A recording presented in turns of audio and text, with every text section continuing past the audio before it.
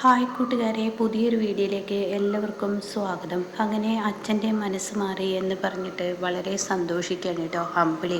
അപ്പോൾ അമ്പിളി അത് പറയുമ്പോൾ രഘുവിന് വലിയൊരു മനസ്സമാധാനമൊന്നും കിട്ടില്ല. അതിൽ എന്തുകൊണ്ട് കൊലക്കുറ്റം ചെയ്തു, അമ്മാവൻ പറഞ്ഞതുപോലെ അങ്ങനെ അവന് ഒരാളെ കൊല്ലാൻ കഴിയുന്നവനല്ല എന്ന ഒരു ചിന്താഗതി ഉണ്ട് കേട്ടോ. അങ്ങനെ ഇരിക്കുമ്പോഴാണ് ദാസിൻ്റെ ഫോൺ കോൾ വരുന്നത്. ഉടൻ തന്നെ ദാസിൻ്റെ ഫോൺ അറ്റൻഡ് ചെയ്യണം. ദാസങ്കൾ എന്തായി? ഞാൻ അവിടെ അവനെക്കുറിച്ച് വിവരങ്ങൾ തിരക്കി. അവൻ ഭയങ്കര കടത്തിലായിരുന്നു. അവന് എന്തൊക്കെയോ ബുദ്ധിമുട്ടുകളുണ്ട്. അവൻ്റെ വീട്ടിൽ ആർക്കും സുഖമില്ലാതെ അവൻ ഒത്തിരി പണം ചിലവായിട്ടുണ്ട്. അവൻ്റെ ഈ ഒരു അവസ്ഥയിൽ അവനെ കൊണ്ട് തൊഴിലിന് പോകാനും വയ്യ. അപ്പം അതുകൊണ്ട് തന്നെ അവൻ ആരിൽ നിന്നൊക്കെ കടം വാങ്ങിച്ച് തിരികെ കൊടുക്കാൻ വേണ്ടിയായിരുന്നു അവൻ പലവട്ടങ്ങളായി പൈസ നമ്മളോട് വന്ന് ചോദിച്ചത് എന്ന സത്യം മനസ്സിലാക്കാൻ കേട്ടോ. അപ്പോൾ അവനൊരു പാവമായിരുന്നു. അവൻ്റെ കുടുംബത്തിന് ചിലവ് നടത്താൻ ഒന്നിനും തന്നെ കഴിയാത്തത് കൊണ്ടാണ് ഈ പറയുന്ന രഘുവിൻ്റെ അരികിലോട്ട് വന്നതെന്ന സത്യം മനസ്സിലാക്കുമ്പോൾ രഘുവിനെ താങ്ങാൻ കഴിയില്ല കേട്ടോ. രഘു ആകെ സങ്കടപ്പെട്ടു പോവുകയാണ്. അപ്പോൾ രഘു ഇങ്ങനെ ദാസിനോട് പറയണേ, അങ്കിൾ നമ്മൾ ചെയ്ത് വളരെ തെറ്റായിപ്പോയി എന്ന് തോന്നുന്നുണ്ടേ. ഇന്നലെ ആ പണം അങ്ങ് കൊടുക്കുകയായിരുന്നെങ്കിൽ ഇന്ന് ഈ പ്രശ്നമുണ്ടായിരുന്നില്ല. രഘു, കഴിഞ്ഞത് കഴിഞ്ഞു. കഴിഞ്ഞതിനെക്കുറിച്ച് പറഞ്ഞിട്ട് കാര്യമില്ല. ഇനി അവൻ്റെ കുടുംബത്തിനെ എങ്ങനെ സഹായിക്കാമെന്ന് നമുക്ക് നോക്കാം.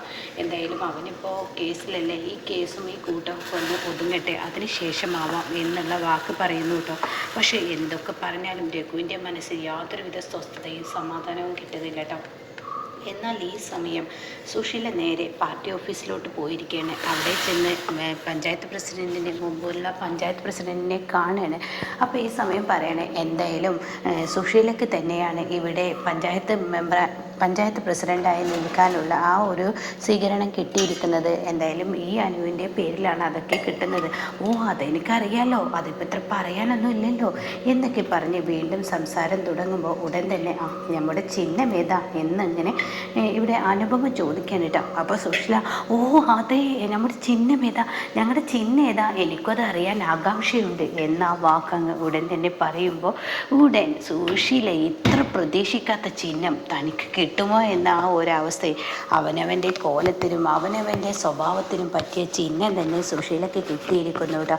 അങ്ങനെ മുമ്പത്തെ പ്രസിഡന്റ് പറയണേ, അതെ നിങ്ങളുടെ ചിഹ്നം ഓന്താണ്.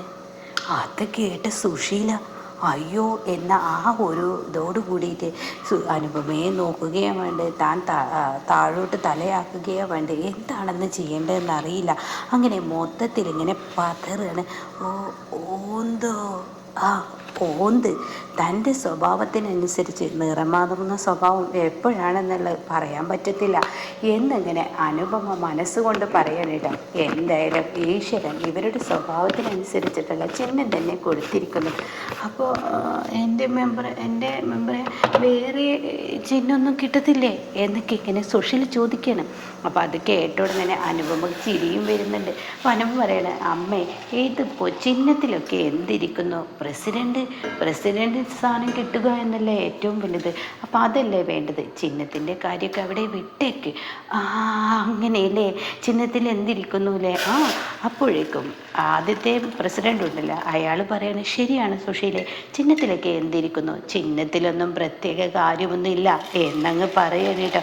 അതങ്ങ് പറയുമ്പോൾ വീണ്ടും സുശീലയ്ക്ക് ഒരാശ്വാസമൊക്കെ ആയി. എങ്കിലും കൂടി തനിക്ക് ചേർന്നൊരു ഒരു ചിഹ്നം തന്നെ കിട്ടിയിരിക്കുന്നു.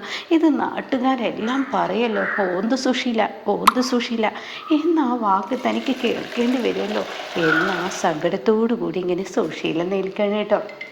അപ്പോൾ പഞ്ചായത്ത് പ്രസിഡന്റ് പറയണേ, അതേക്കുറിച്ച് ഫ്ലെക്സ് അടിക്കണം. അപ്പോൾ അതുകൊണ്ട് സുശീലയുടെ ഫോട്ടോ വേണം. ഇതൊക്കെ നിങ്ങളുടെ ചിലവിൽ വരും. അതൊന്നും ഇപ്പം ഞാൻ പറയേണ്ടതില്ലല്ലോ. അത് കേൾക്കുന്ന അനുപമ, ഞങ്ങൾക്ക് അതെല്ലാം അറിയാം. അപ്പോൾ പ്രസിഡന്റ് ആയിക്കഴിഞ്ഞാൽ പിന്നീട് കിട്ടാൻ പോകുന്ന സ്ഥാനമാനങ്ങളെക്കുറിച്ചും അറിയാമല്ലോ, പിന്നീട് കിട്ടുന്ന തുകയെക്കുറിച്ചും അറിയാമല്ലോ.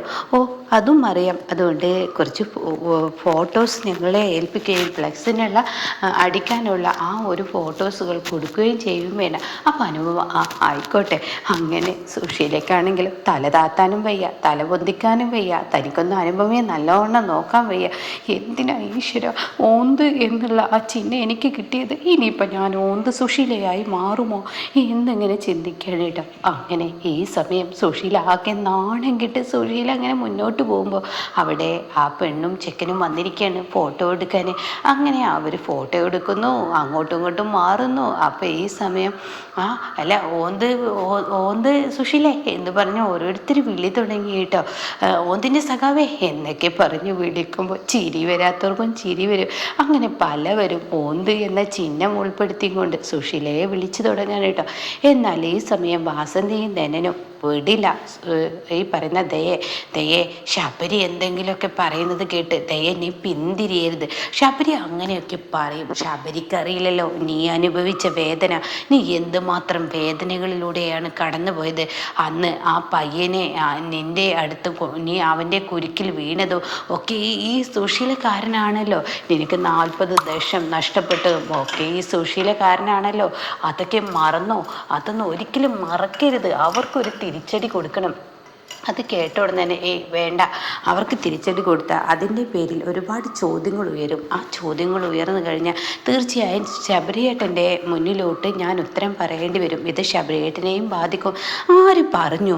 ആരാണ് ഇപ്പോൾ ഇത് ശബരിയെ ബാധിക്കുന്നത്? ആര് ചോദ്യം ചെയ്യാനാണ്? ആരും തന്നെ ചോദ്യം ചെയ്യില്ല. അല്ല, ഒരുപക്ഷെ ഇന്ദ്രേട്ടൻ, നിനക്കെന്താ? ഇന്ദ്രന് പോലും ഈ പറയുന്ന സുശീല എല്ലാവർക്കും അറിയാം. അപ്പോഴാണ് കേട്ടോ വാസന്തിക്ക് പാർട്ടി ഓഫീസിൽ നിന്ന് വിളി വരുന്നത്. വാസന്തി ആ ഫോണ് പെട്ടെന്ന് അറ്റൻഡ് ചെയ്യാണ്. അപ്പോൾ വാസന്തി അത് അറ്റൻഡ് ചെയ്യുമ്പോൾ ഹലോ ആരാണ്? അതെ, നമ്മുടെ ചിഹ്നം ഏതാണെന്ന് അറിഞ്ഞില്ലേ? ഏതാണാവോ? നമ്മുടെ ചിഹ്നം മോന്ത്. അത് കേൾക്കുന്ന വാസന്തി പൊട്ടിച്ചിരിക്കുകയാണ് കേട്ടോ. അയ്യോ എനിക്ക് വയ്യായേ, എല്ലാവർക്കും ഇങ്ങനെ ഒരു അവസ്ഥ ഉണ്ടാകുമോ എന്ന് എനിക്കറിയില്ല. പക്ഷെ ആ സുശീലയുടെ സ്വഭാവത്തിനനുസരിച്ചിട്ടുള്ള ചിഹ്നവും കിട്ടിയിട്ടുണ്ട്. ഓന്ത് സുശീല. അത് കേൾക്കുന്ന ദയക്കും അങ്ങ് ചിരി വരികയാണ് കേട്ടോ. അപ്പം ധനം പറയണേ, അതൊക്കെ പിന്നെ പറഞ്ഞ് ചിരിക്കാം. ഇപ്പോൾ നമുക്ക് വേണ്ടത് ഒരു വീഡിയോ നമുക്ക് അങ്ങ് ഫേസ്ബുക്കിലിടാം, ഞാൻ എടുക്കാം. തയ്യാറാണോ? സുശീലയുടെ ഓന്തിനനുസരിച്ചിട്ടുള്ള ആ സ്വഭാവം അങ്ങ് പറഞ്ഞിട്ട് അത് കേൾക്കുന്ന ദയ തീർച്ചയായും ഞാൻ ഇടാം, ഞാൻ തയ്യാറാണ് അതിന്. അങ്ങനെ ദയ പറയാണ്, ഈ കാണുന്ന സുശീല ഒരു സാധാരണ സ്ത്രീയല്ല. അവർ ഓന്തിൻ്റെ നിറം മാറുന്നതിനേക്കാൾ മുമ്പേ നിറം മാറും. ഓന്തിന് എത്ര കഴിവുണ്ടോയെന്ന് എനിക്കറിയില്ല, പക്ഷെ അവർക്ക് ആ കഴിവുണ്ട്. അവരെ ഇപ്പം എൻ്റെ ഏട്ടത്തി ഇതൊക്കെ അനുകൂലിച്ച് സംസാരിക്കണം എന്നുണ്ടെങ്കിൽ എൻ്റെ ഏട്ടത്തി അവരെ പേടിച്ചിട്ടാണ്. ഈ പറയുന്ന ഇന്ദ്രേട്ടൻ്റെയും എൻ്റെ ഏട്ടത്തിയുടെയും ജീവിതം തകരാനുള്ള മെയിൻ കാരണക്കാരി ഈ സുശീലയാണ്. ഇപ്പോഴുള്ള ഈ ഓന്തിൻ്റെ സ്വഭാവം എപ്പോഴാണ് അവർ മാറുക എന്ന് പറയാൻ പറ്റില്ല. ഇപ്പോൾ എൻ്റെ ഏട്ടത്തിയെ സ്നേഹിക്കുന്നതും ഏട്ടത്തിയുടെ കൂടെ കൂടിയിരിക്കുന്നതൊക്കെ എന്തിനു വേണ്ടിയാണെന്നറിയോ? ഈ പഞ്ചായത്ത് പ്രസിഡന്റ് എന്ന മോഹത്തിന് വേണ്ടിയാണ്. അപ്പോൾ ഈ പഞ്ചായത്ത് പ്രസിഡന്റിനെയൊക്കെ തിരഞ്ഞെടുക്കുമ്പോൾ അതിൻ്റേതായ ലെവലിൽ തിരഞ്ഞെടുക്കണ്ടേ? ഇനിയിപ്പോൾ ഇവരെ പോലെയുള്ളവരൊക്കെ തിരഞ്ഞെടുത്തു കഴിഞ്ഞാൽ തീർച്ചയായും പ്രശ്നങ്ങളാവും.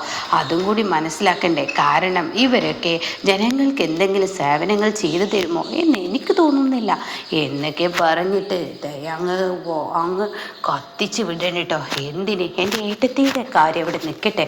അതായത് എൻ്റെ ജ്യേഷ്ഠത്തി അങ്ങനെ ഒരുപാട് ക്രൂരതകൾ സഹിച്ചിട്ടും അവരെക്കുറിച്ച് ഒരു കുറ്റം പോലും പറയാത്തത് അവർക്ക് അവരുടെ കുഞ്ഞിനെ ആലോചിച്ച് മാത്രമാണ്. പക്ഷേ എൻ്റെ അനുഭവം പറയാം, അവരെ പോലെ ഒരു വൃത്തികെട്ട സ്ത്രീ എവിടെയില്ല.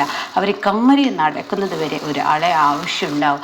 അത് കഴിഞ്ഞാൽ അവരുടെ സ്വഭാവം തനിയെ പുറത്തു വരും എന്നൊക്കെ അങ്ങ് പറയാണ് കേട്ടോ. ഇത് കേൾക്കുമ്പോൾ വാസി പറയാം, എത്ര മതി, അപ്പോൾ ധനേട്ടാ ഇത് മതി. അപ്പോൾ ധനം പറയാം, ഓ ആയിക്കോട്ടെ. അങ്ങനെ അത് പോസ് ചെയ്യുന്നു. ഓന്ത് സുശീല എന്നുള്ള ആ പേരും കൊടുക്കുന്നു. അപ്പോൾ ഈ ഓന്ത് സുശീല എന്ന പേരും കൊണ്ട് ഓന്ത് സുശീലയെ എല്ലാവരും അറിയണം. ഇപ്പോഴത്തെ ചിഹ്നം തിരഞ്ഞെടുത്തത് എന്താണെന്നറിയോ? അവർ ഓന്തായത് കൊണ്ടാണ്. അങ്ങനെ പറഞ്ഞ് നല്ല രസകരമായ ഒരു എപ്പിസോഡ് തന്നെയാണ് കേട്ടോ നമുക്ക് മുന്നിൽ കാണാനിരിക്കുന്നത്.